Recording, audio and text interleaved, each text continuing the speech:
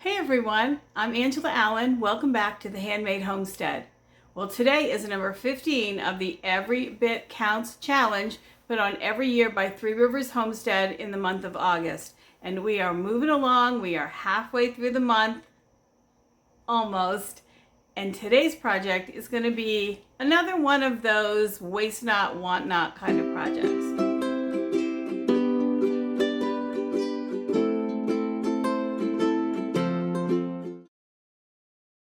So anybody who makes sourdough bread already knows that you're going to have leftovers. There'll be leftover crusts, there'll be leftover rolls, leftover pita pockets, whatever you made, leftover pancakes.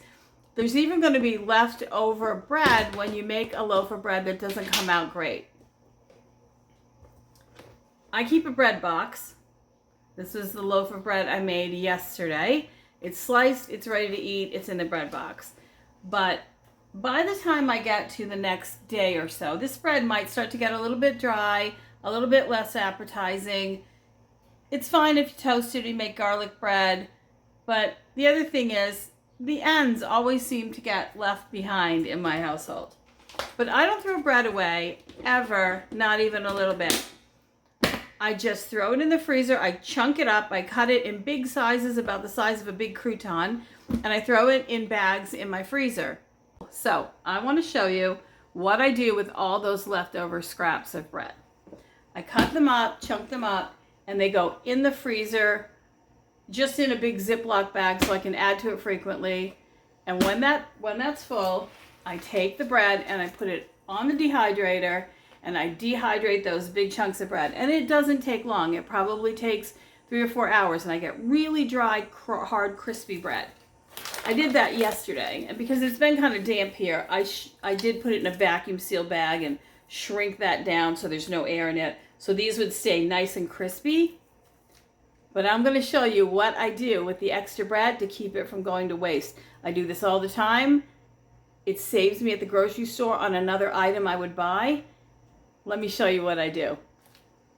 This dehydrated bread is about to become flavored breadcrumbs. Now you could do them plain if you wanted, but I prefer an Italian style flavored breadcrumb to use in cooking. I use it mostly in meat dishes, like if I'm making meatloaf or meatballs, that kind of thing. I use it on seafood dishes. I mix it with some butter or malted oil and put that on the top of seafood casseroles or other casseroles, even like macaroni and cheese.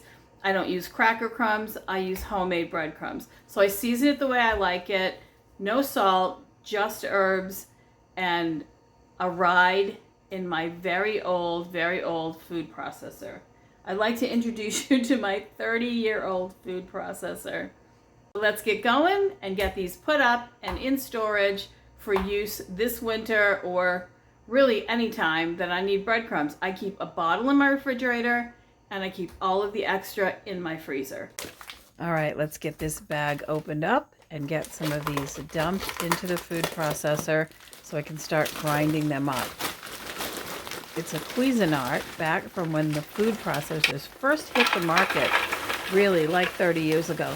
But the thing just won't die, so I can't throw it away and buy another one when it still works really well. So I'm going to have to do this in batches. I put the bread cubes in, and then I add some of the herbs that I want ground up with it. I do think like this gives it better flavor if I grind up some of the herbs with it, and then I add additional herbs after it's ground, because those look really pretty and provide more interest and more layers of flavor on top again. I usually put in some Italian style seasonings, a little bit of extra thyme and extra sage from the garden, and mint. Now I know that might sound kind of strange, but my grandmother was Sicilian, and she put mint in everything. Spaghetti sauce, meatballs, meat stuffing. If you never tried it, give it a try. You just use a little bit, and it really brings out flavors. It's delicious. And mint in spaghetti sauce and meatballs and other Italian dishes really just tastes like home to me. You can grind your breadcrumbs however you want. You can do them a little bit bigger, almost like the size of panko breadcrumbs, I like them pretty fine because I use them for a wide range of dishes. So those are the breadcrumbs that just came out, and I'm just put some extra herbs in them yet again. This is my breadcrumb bottle that sits in my refrigerator. I'm going to fill it back up. The rest will get thrown into a big package and just tossed in the freezer. When my bottle's empty, I'll just open that bag, dump some back into the bottle, and then reseal that bottle right in the food saver and put it back in the freezer. So that's it for day 15 of the Every Bit Counts challenge. I really appreciate you here with me. I would love to hear your thoughts or suggestions or comments. And I'll see you tomorrow for day 16.